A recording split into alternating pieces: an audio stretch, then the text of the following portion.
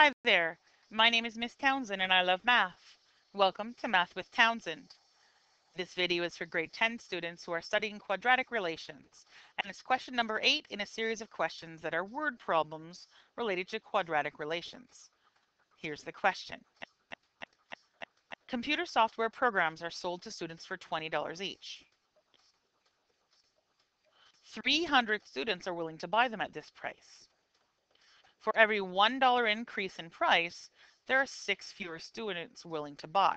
So that makes sense. If you increase the price, fewer people buy it. A formula that represents revenue in dollars for an X dollar increase in price. So here's the formula.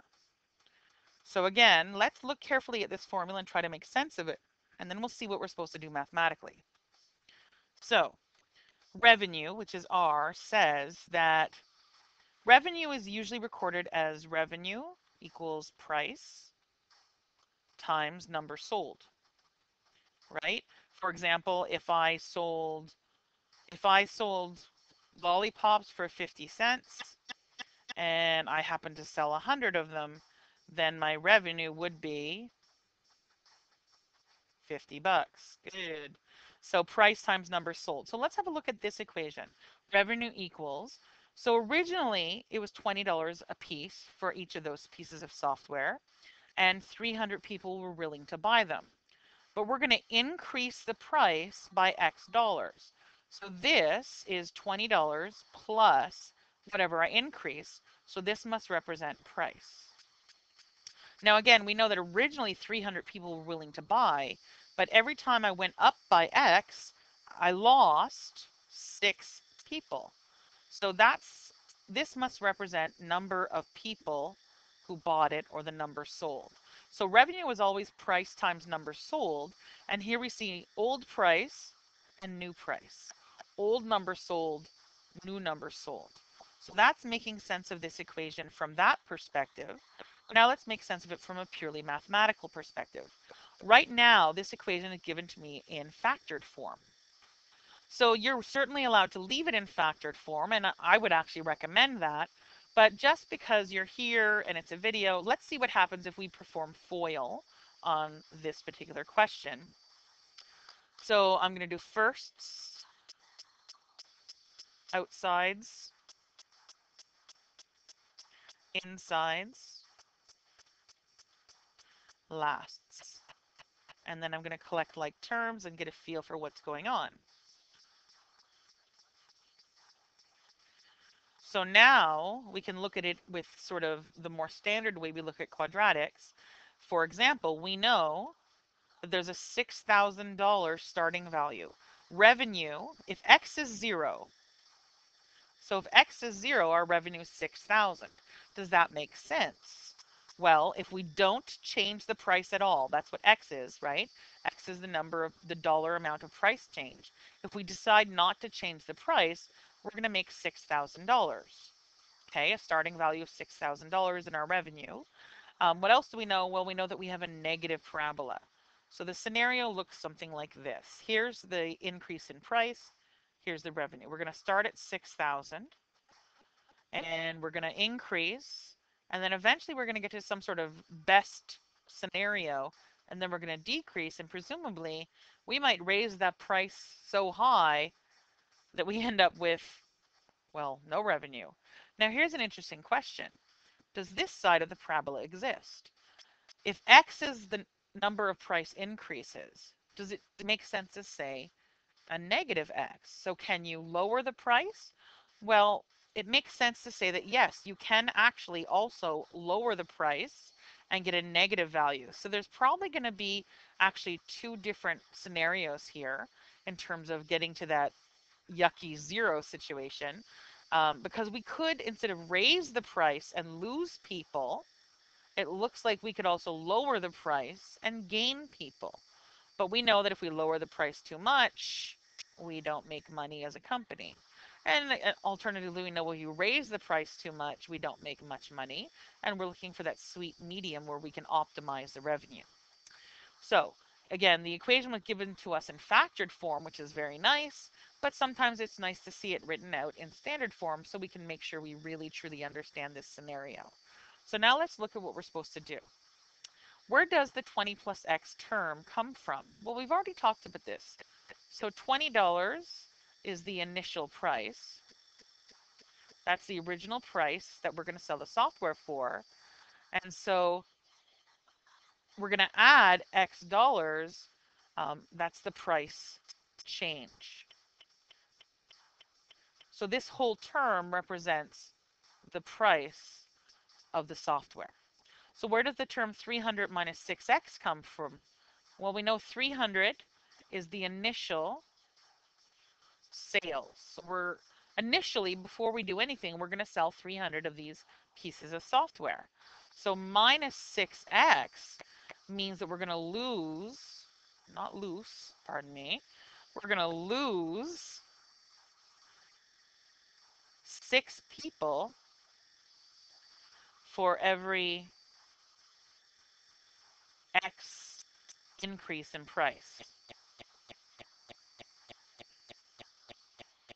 So this whole term represents numbers sold. Specifically, it represents the initial sales minus how the sales will change. So hopefully that makes sense. So now let's look at part C. If 300 students buy the software at $20, the revenue is 3,000. Confirm that the formula gives you this. Well, we already sort of did that back here, right?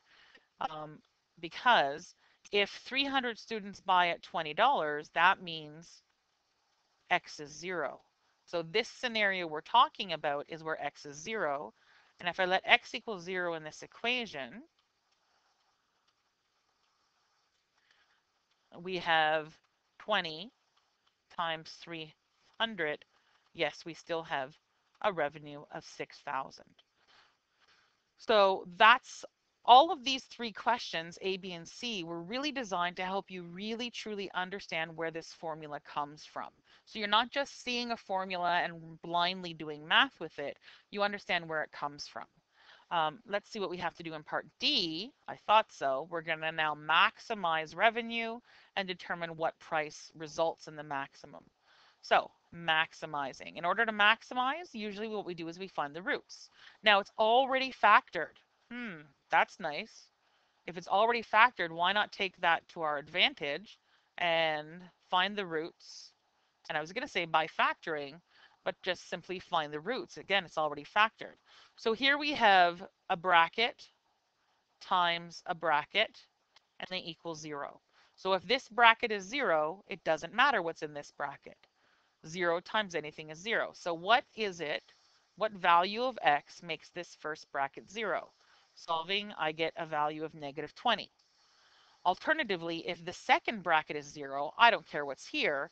0 times anything is 0. So what value of X makes this 0?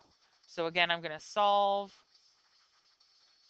So I get a value of 50. So now I know, if we think about that diagram I made earlier, I know that this and this are at negative 20 and 50. So what does that mean? Well, if I do 50 price changes, the software is so expensive, I don't sell any of them. Revenue 0.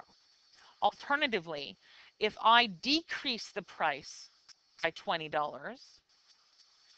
a lot of people are going to buy it, but look at what happens. If I decrease the price by $20, I'm giving it away.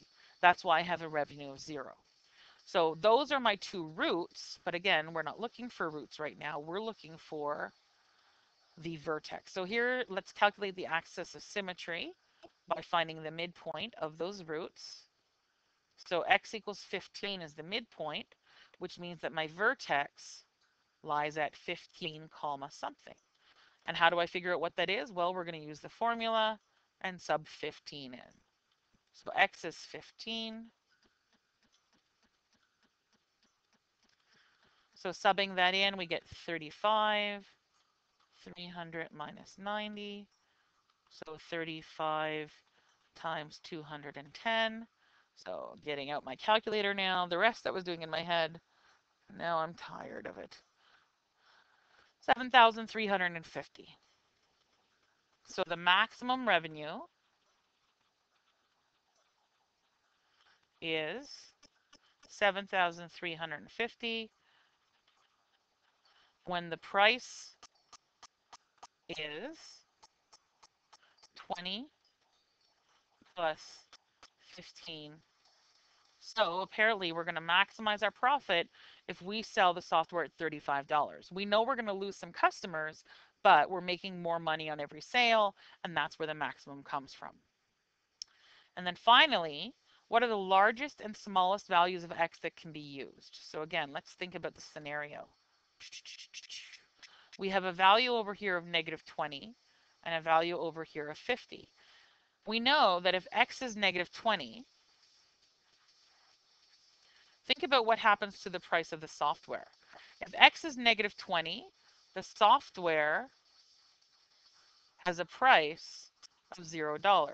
Now that doesn't make much sense to a business major, but mathematically we can comprehend that that means you're giving the software away.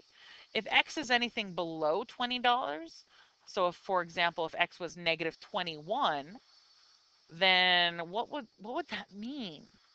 It would mean that you're not only giving the software away, but you're also giving cash with it. And that doesn't even make sense mathematically. So we know that x has to be bigger than or equal to negative 20. So the smallest possible value of x is right here at negative 20. Let's go over here and talk about this number. Why is 50 the maximum number? So I could keep adding to the price. So if x was 50, I could sell for $70. But if x was 60, that's $80 and so on. So why is 50 here the maximum? Well, it's the other side that matters now, because if x is 50, oops, I guess I'll plug that in a second. If x is 60, sorry, if x is 50, look what happens to the number of people. All 300 people stop buying. I have 0 people buying my product. So if I tried to raise the price $51, the formula tells me I'm going to now have negative people purchase, and that doesn't make any sense. So the upper and lower bounds of x are the roots at negative 20 and 50. So hopefully that made sense. And as you know, I have to recharge my computer. Did we already do that one? Yes, we did. So that was question number 8. And so I'll see you at question 9.